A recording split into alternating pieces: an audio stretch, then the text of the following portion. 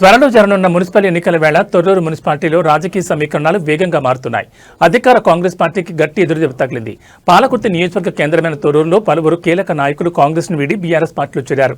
రాష్ట్ర మాజీ మంత్రి ఎర్రబెల్లి దయాకర్ సమక్షంలో ఛాంబర్ ఆఫ్ కామర్స్ అధ్యక్షులు మచ్చ సురేష్, 2వ వార్డుకు చెందిన సంతోష్ మరియు ఇతర పార్టీల నుంచి పెద్ద సంఖ్యలో నాయకులు, కార్యకర్తలు బీఆర్ఎస్ లో చేరారు. వీరికి ఎర్రబెల్లి దయాకర్ గులాబీ కండువాలు కప్పి పార్టీలోకి సాదరంగా ఆహ్వానించారు.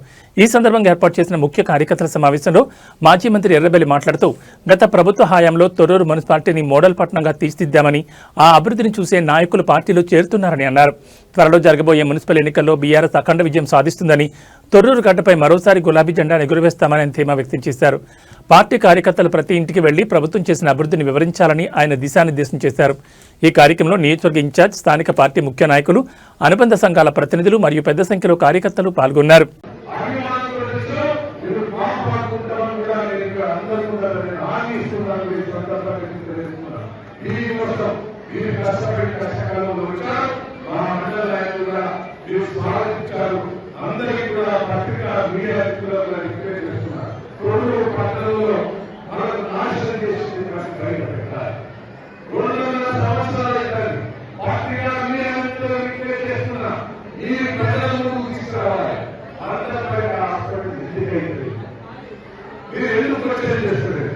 ఇల్లు ఎందుకు పంపు కాలేదు?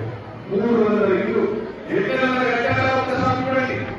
ఏ నియోజకవర్గంలో ఎక్కడ ఇల్లు ఎక్కడ పేదల కోసం ఇంతవరకు వస్తలేదు. ఇలా బాగా డబ్బులు వేస్తే సర్కారే దాని పడబెట్టారు, మున్సిపాలిటీ ఆఫీసు పడబెట్టారు, ఎన్ని పెట్టారు. మరి ఇక్కడే ఉన్నారు, పాలకుతో ఇక్కడే ఉన్నారు, దేవుడితో ఇక్కడే ఉన్నారు, శ్రీనివాస గారు ఇక్కడే ఉన్నారు. నియోజకవర్గంలో ఎక్కడ ఇష్టం 46,000 ఓట్లతో ఓడిపోతే మన సర్పంచ్ ఎన్నికల్లో కూడా 1800 నీళ్లు టీఆర్ఎస్ పార్టీకి వచ్చినప్పుడు మున్సిపాలిటీ కూడా పెద్ద మెజార్టీ కాంగ్రెస్ పార్టీకి కట్టుకుంటుంది.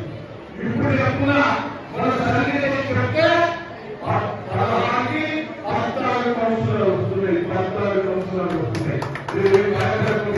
కార్యకర్తలు ధైర్యంగా పనిచేయండి. మున్సిపాలిటీ రావాలి, ఆ కౌన్సిలర్ గెలిపించుకోవాలి. నేను నాయకులందరికీ రిక్వెస్ట్ చేస్తున్నా, చిన్న చిన్న మనస్పర్ధలు పక్కన పెట్టుకోండి. నేను ఇన్ఛార్జీలుగా రిక్వెస్ట్ చేస్తున్నా, మనం కష్టపడి పనిచేస్తాం, కౌన్సిలర్లు గెలిపిస్తాం. సందర్భాన్ని రిక్వెస్ట్ చేస్తున్నా, నాయకులందరికీ రిక్వెస్ట్ చేస్తున్నా. ఈ విధంగా ఏదైనా ఉంటే కాంగ్రెస్ పార్టీ వాళ్ళు అక్కడ చేయకుండా పోరాడాలి. ఈ సందర్భాన్ని ఈ మండలాన్ని పోరాడి సాధిస్తున్నారు. ఈ సందర్భంగా సురేష్ గారికి నేను రిక్వెస్ట్ చేస్తున్నా,